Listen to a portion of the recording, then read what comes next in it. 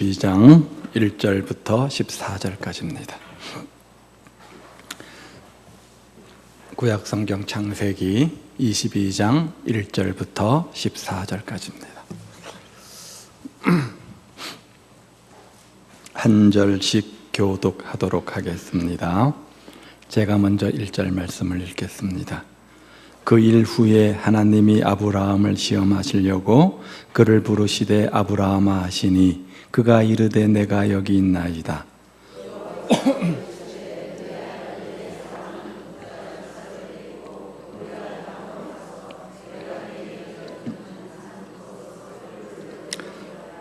아브라함이 아침에 일찍 일어나 나귀의 안장을 지우고 두 종과 그의 아들 이삭을 데리고 번제에 쓸 나무를 쪼개 가지고 떠나 하나님이 자기에게 일러주신 곳으로 가더니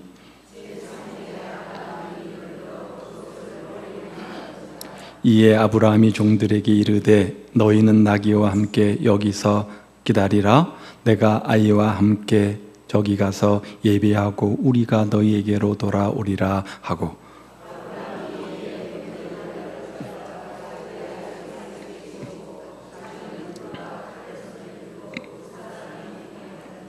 이삭이 그 아버지 아브라함에게 말하여 이르되 내 아버지여 하니 그가 이르되 내 아들아 내가 여기 있노라.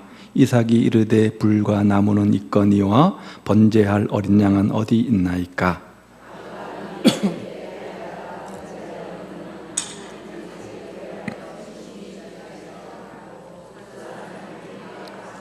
하나님이 그에게 일러주신 곳에 이른지라. 이에 아브라함이 그곳에 제단을 쌓고 나무를 버려놓고 그의 아들 이삭을 결박하여 제단 나무 위에 놓고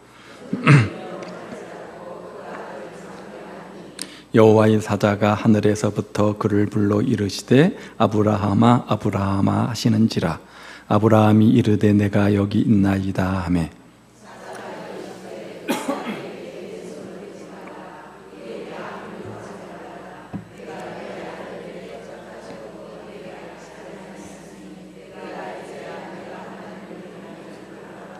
아브라함이 눈을 들어 살펴본즉 한 순양이 뒤에 있는데 뿔이 풀에 걸려 있는지라.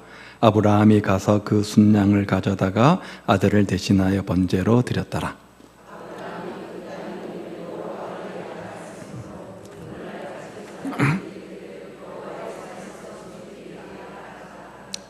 아멘. 하나님께 헌신하는 사람이 많은 복을 받는다라는 말씀을 우리가 자주 듣게 됩니다. 실제로 하나님은 그런 사람들을 세우셔서 그 시대에 하나님의 위대한 일을 위하여 그 시대의 귀한 일꾼으로 사용하십니다. 하나님은 사람을 쓰실 때 어떤 조건을 보시는 것이 아니라 그런 조건을 보고 부르시는 것이 아니라 정말 부족하지만 얼마나 하나님을 신뢰하고 사랑하고 헌신하는 마음이 있는가 그 마음의 동기를 부르고 보시고 사람을 부르십니다. 그래서 나도 헌신해야지 라는 결단을 자주 갖곤 합니다. 그런데 막상 헌신하려고 하다 보면 이러저런 많은 방해물들, 장애물들을 만나게 되죠. 그래서 마음은 원이로되 육신이 약하도다 그런 말만 되풀이하게 되어집니다. 이렇게 헌신의 다짐, 결단도 중요하지만 무엇보다도 실천하는 데 그 의의가 있다고 할 수 있을 것입니다. 왜냐하면 행함이 있는 헌신을 통해서 하나님 앞에 쓰임받는 축복받는 삶을 살 수 있기 때문입니다. 오늘 본문의 내용을 우리가 너무나 잘 알고 있는 내용입니다. 두 주에 거쳐서 이 본문을 가지고 이야기하려고 하는데요. 오늘 본문은 아브라함이 그 아들 이삭을 모리아 산에서 하나님께 제물로 바치는 장면 아닙니까? 우리는 이 장면을 살피면서 믿음이란 무엇인가 라는 것을 생각해 보게 되어집니다. 오늘 본문이 어떻게 시작이 되어집니까? 그 일 후 언제죠? 이삭을 얻은 후입니다. 지난주 살펴본 것처럼 사라의 고백처럼 평생 소원이었던 이삭을 얻게 되어지고 그런 슬픔과 건심과 걱정의 문제가 변하여 사라로 하여금 웃게 하셨습니다. 우리가 믿음을 가지고 하나님의 약속의 말씀을 붙잡고 살면 반드시 하나님은 우리의 슬픔과 우리의 눈물과 아픔이 변하여 기쁨되고 기쁨되고 찬송되고 웃음되고 감사되게 하시는 하나님이십니다. 그런 나로 웃게 하신 하나님을 여러분 사라처럼 고백하며 간증하는 삶이 되시기를 바랍니다. 이렇게 이삭을 얻은 후, 자, 이삭이 누구입니까? 하나님의 약속의 말씀으로 얻은 아들이잖아요.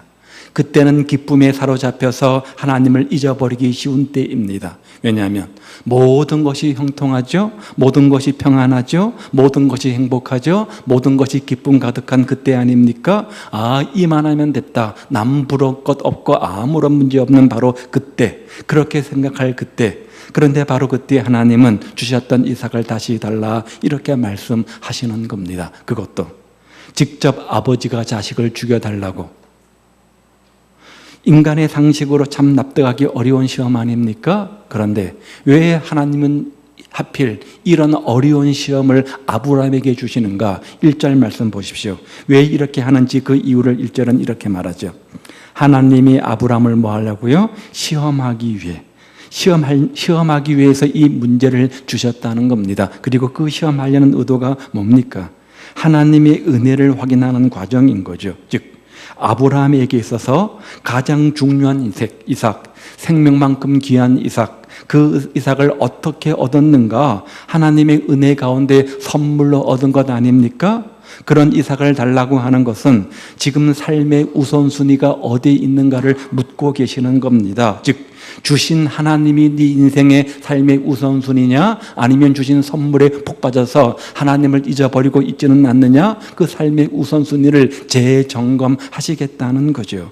이러한 시험은 아브라함을 괴롭히기 위한 시험이 아니라 하나님과 아브라함 사이에 더욱더 신뢰를 갖도록 하기 위한 방법이었습니다. 그런데 그런 시험이 아브라함에게만 있는 것이 아니라 오늘 우리에게도 있을 수 있다는 거죠. 그럴 때 우리는 어떻게 해야 됩니까? 오늘 본문 이 모리아산의 사건에서 주시는 교훈 몇 가지가 있는데, 먼저는 철저한 준비가 있어야 된다는 겁니다.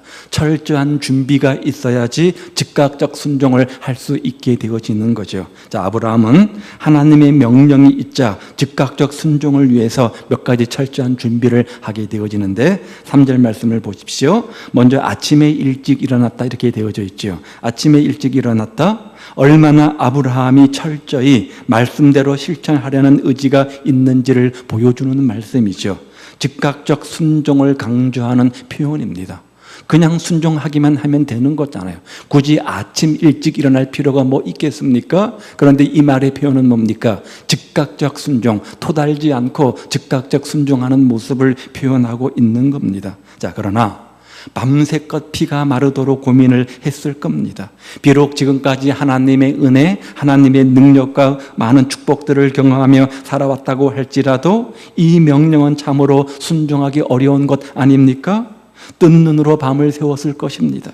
피가 말랐겠죠. 심장이 터지는 아픔이 있었을 것입니다. 할까 말까 하나님의 명령이니까 순종하긴 해야 되겠는데 결코 순종하기 어려운 그런 명령 앞에서 과연 제대로 내가 하나님의 음성을 들은 것 맞나? 그런 고민과 갈등과 의심이 밤을 새도록 있었을 겁니다. 그런데 마치 아무 고민도 없었던 것처럼 아침에 일찍이 일어나서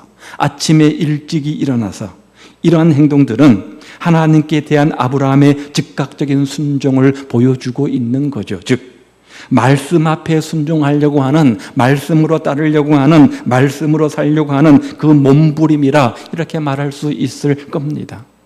아들을 죽이는 일이 어찌 기쁜 일이라고 말할 수 있겠습니까? 누가 이것을 즐거워하겠습니까? 그런데도 아침 일찍 일어나 준비하는 것, 이것은 하나님의 명령을 귀히 여기는 아브라함의 믿음의 자세를 우리에게 보여주고 있는 겁니다.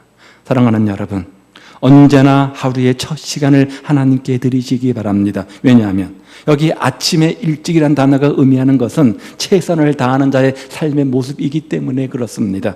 무슨 일을 하든지 매사에 최선을 다하는 자의 삶이 되시기를 우리 주님의 이름으로 축복을 드립니다. 그런 다음요, 나무를 준비하죠. 그 다음 계속되는 3절 말씀을 보십시오. 번제에 쓸 나무를 쪼개어 가지고, 통나무보다는 쪼개나무가 더 잘 탈 것입니다. 그래서 아브라함은 장작을 쪼개었던 거죠. 왜 쪼개는 것입니까? 아들의 몸이 잘 탈 수 있도록 하는 거죠.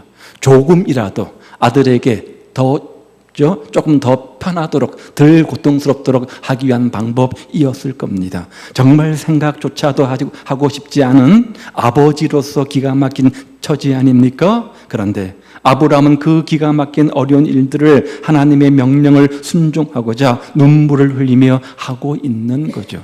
한 걸음 더 나가서 그 다음 보십시오. 하나님이 지시하는 곳으로 가죠. 하나님이 자기에게 알려준 곳으로 가더니, 그런데 그 길이 며칠이라고요? 그 다음 4절에 보니까 제3일에 3일 동안 갔다는 겁니다. 여러분 여행을 해보셨죠? 즐거운 여행도 집 떠나면 고생이라고 3일쯤 되면 슬슬 힘들기 시작하는데, 아들을 죽이러 가는 여행이 무슨 기쁨이요 무슨 재미가 있겠습니까? 그 3일 동안 얼마나 많은 갈등을 했겠습니까? 그런데도 아브라함은 3일 길을 걸어가서 하나님께 아들을 제사하라고 가고 있는 모습을 오늘 성경은 우리에게 보여주고 있는 거죠. 이처럼 아브라함은 철저한 준비가 있었습니다. 즉각적 순종을 위해서 철저한 준비를 했지요. 아침 일찍 일어나 나무를 쪼개고 하나님이 명령한 그곳으로 지체하지 않고 달려갑니다. 그런데 이런 철저한 아브라함의 준비가, 그리고 즉각적 순종이 결국 누구 마음을 기쁘게 한 겁니까? 하나님의 마음을 기쁘게 한 거예요. 하나님 마음에 합당했던 거죠. 우리는 주의 일을 할 때에 즉흥적인 일의 처리를 선호할 때가 있습니다. 그리고 결과가 좋으면 하나님도 기뻐하실 거야. 뭐 과정 생략해도 되지, 과정이야 어떻든 간에, 순서야 어떻든 간에 결과만 좋으면 되지, 그런 우리가 결과 만능주의에 빠질 때가 참 많이 있는데, 오늘 이 사건이 교훈하는 것이 무엇입니까? 아브라함의 이 모습을 보면서 결과도 중요하지만 하나님은 그 과정을 시험하신다는 겁니다. 그 과정을 보신다는 겁니다. 과정도 좋고 결과도 좋으면 좋겠지만, 혹 과정을 하나님의 뜻 가운데 순서대로 잘 했음에도 불구하고 결과가 좋지 않아도 괜찮다는 거예요. 하나님은 결과보다는 그 과정을 더 중요시 여기시는 분이기 때문에 그렇습니다.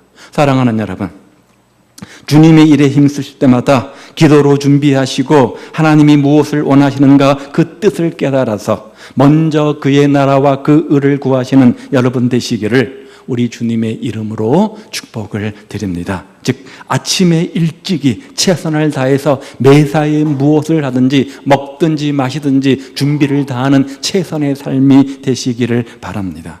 참 준비가 중요한 것 같아요. 예수님의 비유 가운데 우리가 잘 아는 10처녀 비유가 있습니다. 자, 그런데 그 중에 5은 지혜로운 처녀, 그 중에 5은 미련한 처녀, 이렇게 주님께서 정의를 하셨습니다. 이들의 차이가 뭡니까? 등불은 모두 준비했는데 만일 신랑이 더디 온다고 한다면 그때 등불이 꺼질까 대비해서 여분의 기름병을 준비했느냐 안 했느냐, 이것 가지고 지혜로운 처녀, 미련한 처녀 이렇게 구분하지 않았습니까?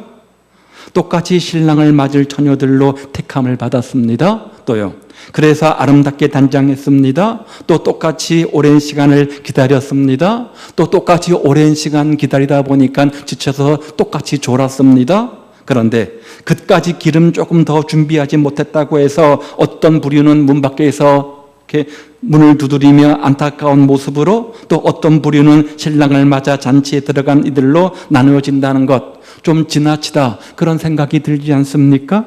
그런데 주님은 이 비유를 통해서 우리에게 주시는 교훈이 무엇입니까? 준비하는 자만이 하나님의 자녀가 되고 신랑 되신 예수님을 맞을 수 있다는 진리를 우리에게 가르쳐주고 있는 것 아닙니까? 따라서 아브라함의 철저한 준비를 본받는 삶이 되십시오. 어떤 준비였어요? 아들을 죽이기 위해서 아침에 일찍 일어나는 준비였죠? 그 아들이 제물이 되어 잘 탈 수 있도록 눈물을 흘리며 장작을 쪼개는 아픔의 준비였죠? 하나님이 명하시는 곳을 3일간 걸어가 찾아가는 수고의 준비였죠? 그리고 죽을 아들에게 그를 태울 장작을 찌우고 산을 향하여 올라가는 아버지의 아픔을 이 아침에 기억하시기 바랍니다.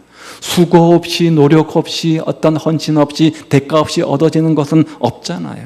준비가 잘 된 것만큼 좋은 결과가 있기 마련 아닙니까? 그래서 조금만 힘들어도 원망하고 불평하고 남에게 책임을 전가시키는 우리 신앙 태도를 바꾸어서 내 수고, 내 물질, 내 마음을 하나님께 진실하게 헌신하셔서 하나님을 기쁘시게 해드리고 아브라함이 누린 축복을 여러분과 여러분 가정에서도 똑같이 누리시는 믿음의 성도들 다 되시기를 우리 주님의 이름으로 축복을 드립니다. 첫 번째 교훈은 철저한 준비가 있었다는 겁니다. 두 번째는 완전한 재물이 있었습니다. 완전한 재물이 있었습니다. 아브라함은 완전한 준비로 모든 일을 이루고는 아들 이삭을 데리고 갑니다. 3절에는 제물이 되기 위해서 아버지와 함께 떠나는 이삭의 모습이 보여지죠. 그런데 6절에 보면 장작을 지고 산 정상을 향해 올라가는 이삭의 모습을 오늘 본문이 소개하고 있는데요. 6절 말씀입니다.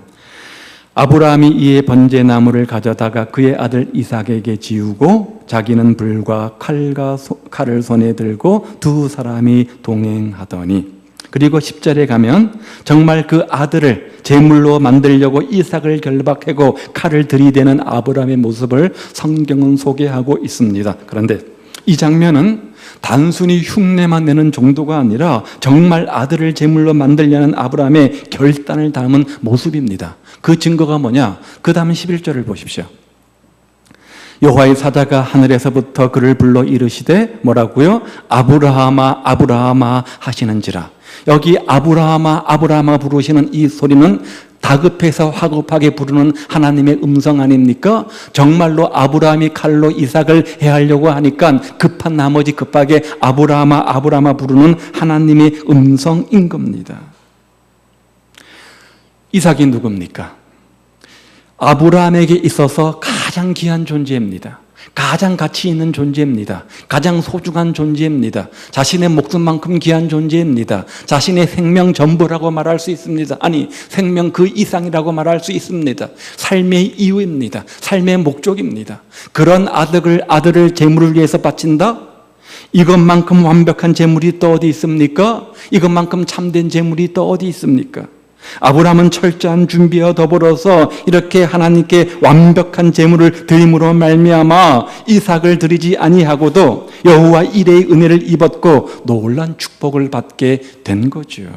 그 결과 하나님은 장맛비 같은 축복을 아브라함에게 허락해 주시는데, 우리가 다음 주에 살펴볼 16절 이하의 말씀에 보면 구체적으로 나와 있습니다.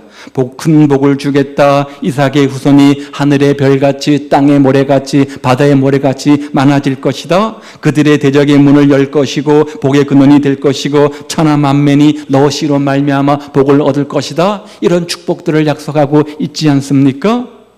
사랑하는 여러분, 아브라함같이 참된 제물이 언제나 여러분 앞에서 하나님께 드려지는 참된 성도들 되시기를 우리 주님의 이름으로 축복을 드립니다.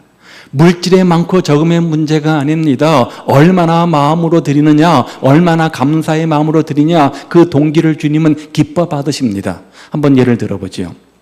사도행전에 나오는 아나니와 삽비라 부부를 여러분 기억하시죠? 그들은 바나바가 온 재산을 교회에 들여서 온 교우들에게 칭송받는 것을 보고 부러워했습니다. 그래서 자신들도 집을 팔아서 드리려고 마음을 먹죠. 그런데 믿음으로 하는 헌신이 아니다 보니까, 사람들에게 자랑하려고 하는 것이다 보니까 갑작스럽게 드리려는 순간에 어떤 마음이 듭니까? 아까운 마음이 드는 거죠. 아까워서 얼마를 감추고 드리지 않습니까? 만일 절반만 드렸다고 하더라도 자신의 전 재산의 절반을 드렸으니까 우리 인간의 눈으로 보면 얼마나 큰 헌신입니까? 오늘 우리의 헌신과 비교해 볼 때 감히 비교가 안 될 만큼 굉장히 큰 헌신 아니겠습니까? 그런데 하나님은 이들의 제물을 받지 아니하시고, 그렇게 큰 헌신임에도 불구하고 그들의 제물을 받지 아니하시고 오히려 상상할 수 없는 벌로 이들을 징계하신 것을 우리가 기억합니다. 왜 그렇습니까? 이들의 제물은 하나님께 드린 참다운 제물이 아니기 때문에 그런 거죠.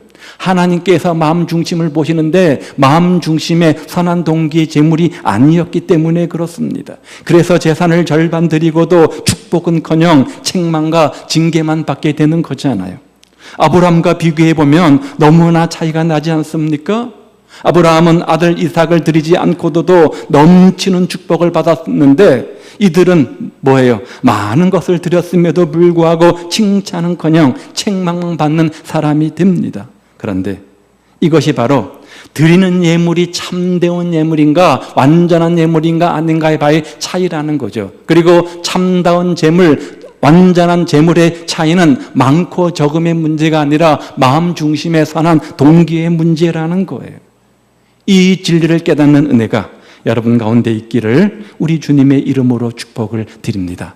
만약 아나니아와 삽비라가 그런 마음이 들었을 때 솔직히 교회에 나와서 그 사장들을 이야기하고 밥만 드렸다면 어떻게 됐을까요?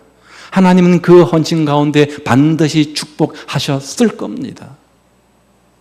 우리가 만일 내 집을 장만하려면 빚을 얻어서라도 합니다. 때로는 수십 년 동안 부금을 버가면서 집을 장만하기도 하지요.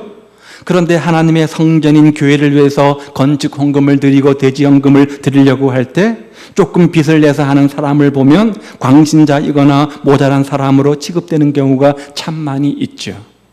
또한 생일이나 어떤 잔치나 해갑잔치나 결혼잔치나 자식잔치를 위해서는 아끼지 않고 무리해서라도 내어놓는 것을 당연시 여깁니다. 그런데 감사절이나 부활절이나 예수님의 생일인 성탄절 이럴 때 드리는 절기 헌금은 몇만 원 드리는 것이 아까워할 때가 얼마나 많이 있습니다. 드리기는 드리되 억지로 인색함으로 생색함으로 드릴 때가 얼마나 많이 있습니까? 그러면서도 하나님의 축복은 폭포수같이 한없이 임하기를 바라는 이율배반적 신앙을 가지고 있을 때가 우리가 얼마나 많이 있습니까? 축복받을 만한 짓을 해야지, 은혜 받을 만한 일을 해야지, 도움 받을 만한 일을 해야지 하나님께서 은혜를 주시는데 그것은 하지 않고 하나님의 축복과 하나님의 은혜와 하나님의 응답만을 바랄 때가 얼마나 많이 있는지 몰라요. 만약 아브라함이 아들 이삭이 아까워서 온전한 제물로 내어놓지 못했다고 한다면 이런 기적은 없었을 것이고 그는 믿음의 조상으로 불리우지 못했을지도 모릅니다. 이제 우리는 언제나 참다운 예분을 준비하는 성도들이 되시기를 바랍니다. 자, 그럼 오늘 우리에게 드릴 참다운 예물이 뭐냐? 로마서 12장 말씀을 보죠. 그러므로 형제들아 내가 하나님의 모든 자비하심으로 너희를 권하노니 뭐라고요? 너희 몸을 하나님이 기뻐하시는 거룩한 산제사로 드리라. 이는 너희 드릴 영적 예배니라. 아브라함에게 있어서 가장 완전한 제물은 아들 이삭이었습니다. 그 아들 이삭은 가장 귀한 것, 가장 가치 있는 것, 가장 소중한 것을 상징하는 존재이죠. 오늘 우리 가운데 드릴 가장 가치 있는 것, 가장 소중한 것, 그것은 상징적으로 뭐냐? 우리 몸을 드리는 거라는 거죠. 내 마음과 내 몸을 드리면 나머지는 아까워서 못 드릴 것이 하나도 없다는 거예요. 소중한 것일수록 주님 앞에 드릴 수 있는 마음이 바로 참된 헌신의 자세라고 할 수 있는 거죠. 소중하다고 머뭇거리고 소중하지 않다고 드린다면 하나님 앞에서 올바른 헌신이 될 수 없는 것입니다. 아브라함 같은 즉각적인 헌신과 소중한 것을 드릴 수 있는 담대함을 가지려면 그러면 체험이 있어야 됩니다. 평소에 작은 일에서부터 하나님을 체험하셔야 드리는 것도 큰 믿음으로 드릴 수 있게 되는 거죠. 따라서 신앙의 가장 기본적인 것에서부터 예를 들면 주일 성수를 온전히 했을 때, 온전히 말씀 앞에 순종했을 때, 온전히 헌금하고 봉사했을 때 그런 것을 통해서 평소에 채워주시고 은혜 베풀어 주시고 응답하시는 하나님을 경험하게 되어지면 그 축복 경험할 때 더욱더 큰 헌신과 충성할 수 있는 그런 계기, 그런 기회가 만들어지는 겁니다. 그런 은혜가 여러분 삶 속에 있기를 우리 주님의 이름으로 축복을 드립니다. 온전한 제물을 드리는 주인공들 되십시오. 세 번째는요, 하나님을 경외하는 마음이 이 가운데 있었습니다. 보십시오. 아브라함은 그 아들을 죽이기 위해서 아침에 일찍 일어났습니다. 아들이 잘 타도록 하기 위해서 장작을 쪼갰죠. 하나님께서 지시하는 곳으로 3일 동안 땀 흘리는 수고의 여행을 마다하지 않았습니다. 그리고 그 아들에게 장작을 지우고 산 정상으로 올라가서 아들에게 인정사정 없이 칼을 겨눕니다. 자, 그러면 왜 아버지인 아브라함이 아버지가 돼서 사랑하는 아들에게 이런 짓을 하는 걸까? 말도 안 되잖아요. 우리들처럼 아브라함은 자식을 사랑하는 마음이 없었기 때문입니까? 요즘 TV에 틀면 나오는 그런 못된 부모의 한 종류인 겁니까? 그는 피도 눈물도 없는 사람이기 때문인 겁니까? 아니잖아요. 아브라함이 아들 이삭을 얼마나 기다리고 얼마나 소망하며 얼마나 애탔는지 우리가 알고 있잖아요. 100세에 낳은 아들입니다. 눈에 넣어도 아프지 않은 그런 아들이었을 겁니다. 그럼 그가 이런 자리에 들어가서 그 어려운 하나님의 명령을 준행할 수 있었던 것은 아비로서의 사랑이 없기 때문 아닙니다. 바로 하나님을 경외하는 신앙이 있었기 때문이다. 성경은 이렇게 말해요. 12절이죠. 보십시오. 내가 이제야 너가 하나님을 경외하는 줄을 아노라. 뭐라고요? 사자가 나타나서 그런 아브라함의 행동을 보고 하나님께서 평가하시기를 이제 네가 믿음의 조상다운 믿음을 가졌구나. 아, 이제 너가 정말로 나 하나님을 경외하고 인정하는 줄 알겠다. 이렇게 말씀하는 장면을 보십시오. 또요. 5절 말씀에 보면요. 5절 말씀에 보면 끝부분에 보면 내가 아이와 함께 저기 가서 예비하고 그 다음에 뭐라고 되어져 있어요? 우리가 너희에게로 돌아오리라. 원래 하면 어떻게 맞아요? 내가 혼자 돌아오리라. 이게 맞는 문맥이잖아요. 그런데 우리와 함께 오겠다? 아브라함은 지금 이삭을 잡아 죽이러 가면서도 어떤 믿음이 있었어요? 그렇게 가지만 하나님께서 기적적으로 은혜 가운데 역사하셔서 반드시 둘이 함께 돌아올 것이다. 그런 믿음이 있었기 때문에 종들에게 말하기를 우리가 너희에게로 다시 돌아오리라. 이렇게 고백하고 있는 것 아닙니까? 이것을 오늘 12절은 하나님을 경외하는 마음이라 이렇게 표현해 놓은 겁니다. 하나님을 경외하는 마음이 뭡니까? 흔히 우리가 알고 있는 것은 하나님을 두려워하는 마음이죠. 하나님을 두려워하고 존경하고 사랑하는 마음을 가리켜서 하나님을 경외한다 이렇게 말해요. 그것으로 인해 가지고 보통 사람은 흉내낼 수도 없는 어려운 일을 아브라함은 넉넉히 준행할 뿐만 아니라 그 결과로 말미암아 아들을 드리지 않고도 놀라운 축복을 얻는 축복의 주인공 됩니다. 사랑하는 여러분, 이런 믿음과 이런 마음을 하나님께서 여러분에게 주시기를 우리 주님의 이름으로 축복을 드립니다. 아브라함이 이렇게 담대할 수 있었던 그 힘의 근원, 하나님을 향한 믿음이 있었기 때문에 그렇습니다. 하나님을 철저히 믿었기 때문에 그렇습니다. 하나님을 경외하는 마음이 있었던 거예요. 100세 때 기적적으로 아들도 주셨는데 죽었다가 살리시겠지 뭐 하나님께서 뭔가 못하시겠어. 하나님은 전능한 하나님이니까 이런 믿음이 있었기 때문 아닙니까? 이 사실을 히브리서는 이렇게 고백하는데요. 아브라함은 시험 받을 때에 뭐라고요? 믿음이 있었다는 거예요. 어떤 믿음요? 그가 하나님이 능히 이삭을 죽은 자 가운데서 다시 살리실 줄로 생각한지라. 이 믿음이 있었기 때문에 담대하게 아들을 죽이려고 했던 그런 행동을 할 수 있었던 거죠. 이삭을 잡아서 드려도 하나님은 전능한 능력의 엘 샤다이 하나님이시기 때문에 이삭을 다시 살릴 수 있을 거야. 그런 것을 믿었다는 거예요.